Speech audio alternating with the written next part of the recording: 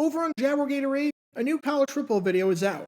In this video, we talk about the 2003 game between Michigan and Minnesota, and how Michigan almost threatened not to play in this game because of a conflict involving the Minnesota Twins baseball team.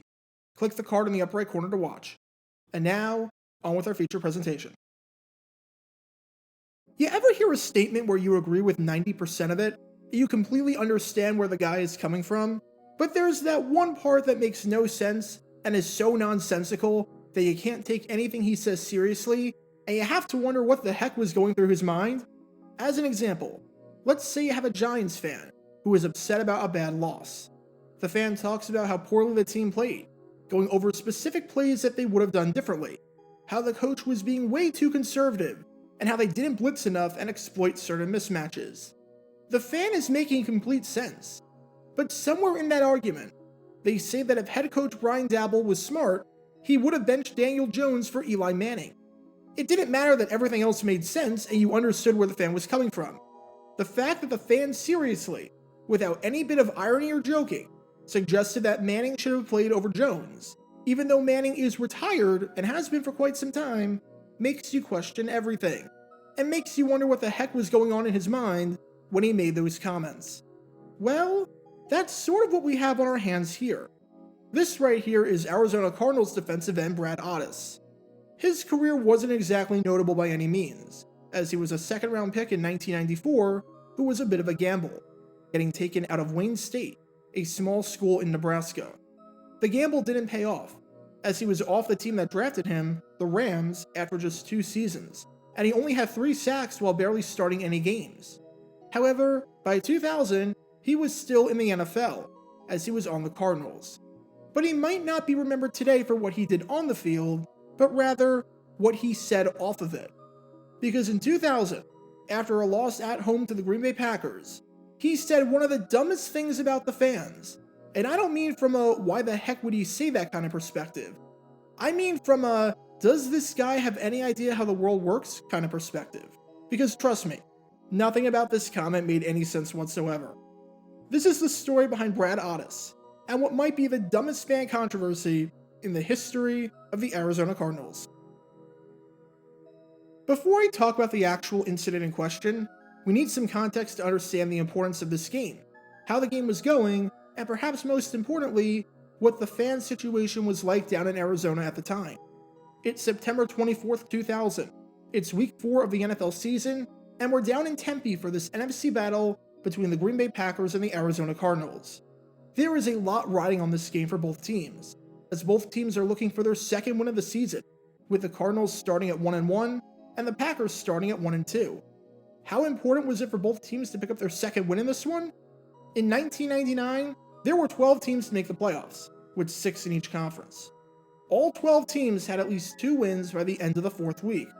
In other words, if you didn't get off to a good start to the season, you were going to be facing an uphill climb. So the pressure was definitely on for both of these teams. And this pressure was amplified by the fact that this game was going to be played in front of one of the largest crowds in the history of the Cardinals. Ever since the Cards moved to Arizona in 1988, they had trouble picking up fans, with just about every single game being blacked out locally.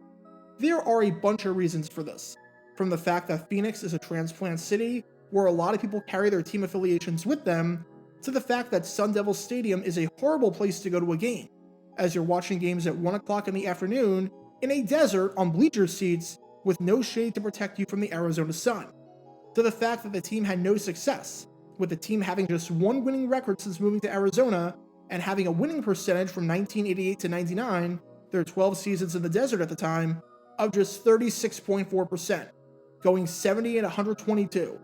To the fact that owner Bill Bidwell rubbed a ton of people the wrong way when the team first moved to Arizona by having the highest ticket prices in the league. I'm only scratching the surface. So if you want to learn more about some of these problems that plague the Cardinals in their first decade and a half with getting fan support, click the card in the upper right corner.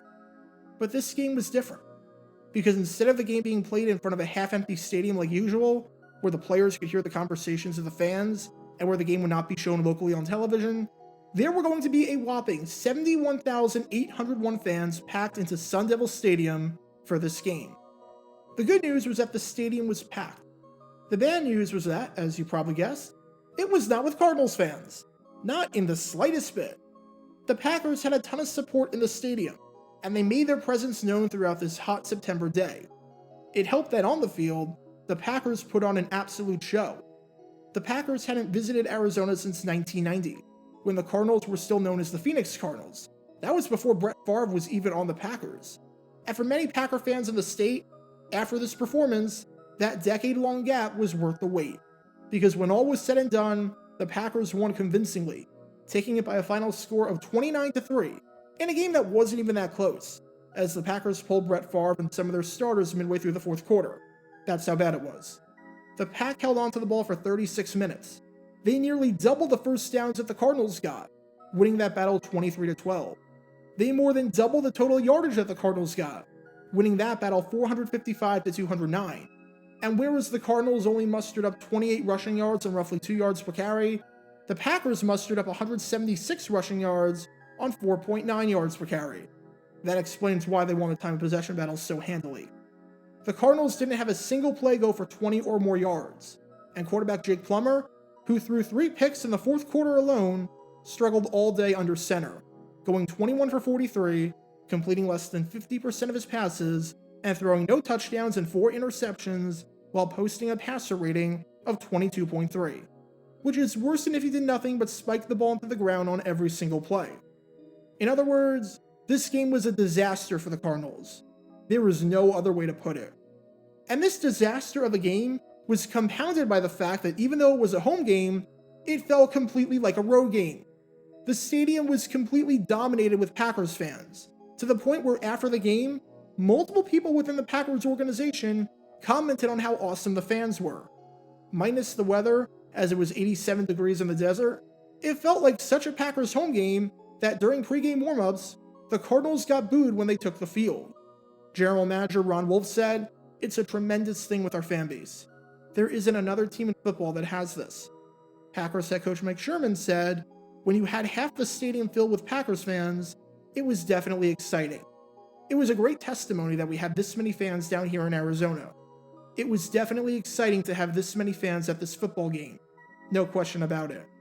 Defensive back and eventual Hall of Famer Leroy Butler, who stayed after the game to visit the fans who made their way to the front rows of Sun Devil Stadium, said, "I tried to shake as many hands as possible and tell them we appreciate it. We appreciate them spending their hard-earned money coming out here. They had to hear how the Heat was going to kill their team and all that, so it was very loud. Unbelievable." And starting quarterback Brett Favre echoed those thoughts, saying, "When I was warming up out here, the Cardinals ran out and they got booed in their own stadium. I said this all along, and I mean it. There are no fans like the Packers have. This game was a direct indication of that. There were a lot more cheers from the Packers than there were for the Cardinals." On one hand, this felt great for the Packers, and understandably so. But for every winner, there is a loser. And man, you can imagine how the Cardinals felt after not just being embarrassed in their own stadium, but after being embarrassed in their own stadium where they were the visitors. And understandably, Cards players were upset about this, including center Mike Rudadoria, making his first home start of the season. He said, "It bothers me because it was like the Green Bay Packers had a home game in Arizona. Our fans need to understand that their presence really affects the outcome of the game." And he wasn't the only one to speak up about this, because then it was defensive lineman Brad Ottis' turn to share his thoughts. And if we learned anything from Ottis' comments, it's that he has no idea how the NFL works, or how fandom works, or how humans work, or how the economy works. Because he had some, shall we say, rather interesting things to say about all of this that are laughably bad and puzzling. When Ottis started off his comments criticizing the fans and expressing his disappointment in the situation, he said, "I was disappointed. The fans that are Cardinals fans are great, because they come here every week." Alright, so far, not bad. Nothing wrong with the quote so far. You're expressing your frustration that the stadium was taken over by opposing fans, and that you're grateful for the fans of your team that show up and support the team on a week-to-week basis. Now, if you follow that up by saying something like, "I just wish we had more support," or "It's just disheartening to feel like the road team in your own stadium," or anything along those lines, fine. We've got no issues here. Ottis does not do that. Because as he's trying to make his point and express disappointment, he says this. He says, and I quote, "But the fans that show up every week and buy a new hat of whoever we're playing, yeah, it's real disappointing." Wait, hold up. Let me make sure I have that quote right, because that cannot be real. The fans that show up every week and buy a new hat of whoever we're playing. You can't be serious, right? This can't be real, can it? You genuinely think the stadium each week is being filled up not by fans of the opposing team, but by anti-Cardinals fans whose sole purpose is to root against the Cardinals? How does that make any sense? Think about it. Ottis is saying that he's frustrated about the people in Phoenix who show up to every game to cheer for the road team by buying 8 different sets of apparel, one for each team that they play. Does anyone do that? Has Ottis never met a fan before in his life? Dude, the stadium was overtaken by Packer fans. The stadium was overtaken by people who love the Packers, whether it's because they love Brett Favre, or because they were originally from Wisconsin and transplanted and moved down to Arizona to escape the cold, or because they're bandwagoners. It was not overtaken by people who hate the Cardinals. You genuinely think there's a large contingency of people who do nothing but go to Cards games and root against the Cardinals? Let's think about this for a second, and let's hypothetically assume that people like this actually exist that go to every game for the sole purpose of rooting against the hometown team. It doesn't make a lick of sense, especially since if that was the case, the attendance would be roughly the same for every single game, and the support that the Cards got in their stadium would be the same for every single game. But let's just play along with it. You play at Sun Devil Stadium. You play at, quite literally, the worst facility to watch an NFL game in. You're playing your games at 1 o'clock in the afternoon, where if you're a fan, you're sitting on metal bleachers. You're baking in the sun. You're like Smash Mouth in that if you go to a game, you might as well be walking on the sun.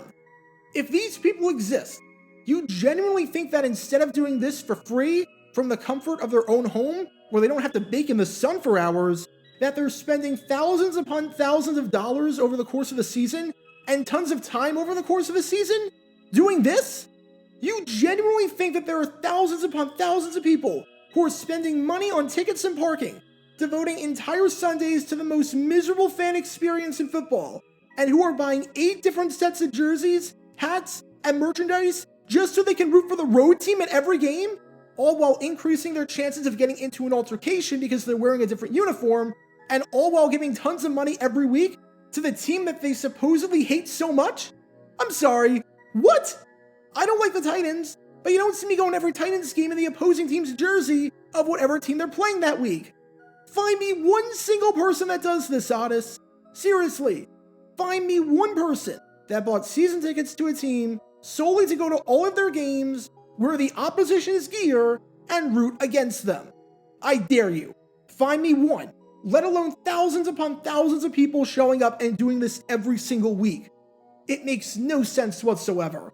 It's like if you hate Drake so much that you decide to buy a seat to every single one of his concerts on tour and then go to every single one of those concerts just to boo him. No one is doing that. That's not how humans work. That's not how fandom works. That's not how people spend their money. People spend their money on stupid things, but no one's that stupid. I genuinely don't get it. Plus, if you're going to go to every Cardinals game, wouldn't it make more sense to just, I don't know, become a Cardinals fan?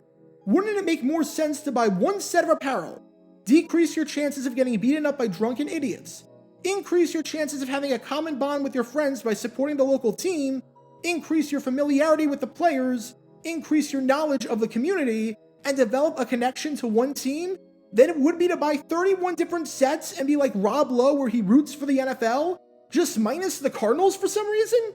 Make it make sense to me, please.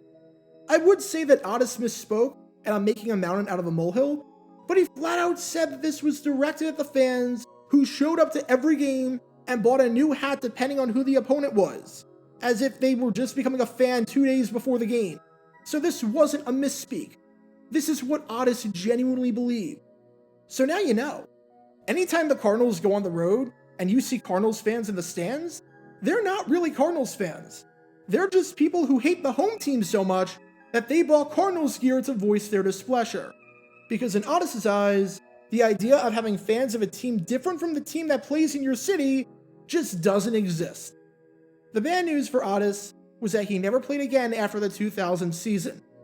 The good news was that never again did he have to play in front of a crowd of anti-Cardinals fans. Get your official Jaguar Gator 9 merchandise by going to jg9shop.com, and be sure to like this video, ring the notification bell, and subscribe down below if you haven't already, as it helps the channel out a lot. And be sure to check out Twitch every Wednesday night at 9 PM Eastern for your chance to play NFL Trivia and win cash prizes. Link in the description below. If you want to see videos like this condensed down to 60 seconds, then follow me on TikTok at Jaguar Gator 9. To see college football videos, subscribe to Jaguar Gator 8. To see highlight videos of players throughout the history of the NFL, subscribe to JG9 Highlights. Also, special thanks to all of our Patreon supporters for helping out the channel. Your support is greatly appreciated. So you can become a patron and request future video topics in the description below.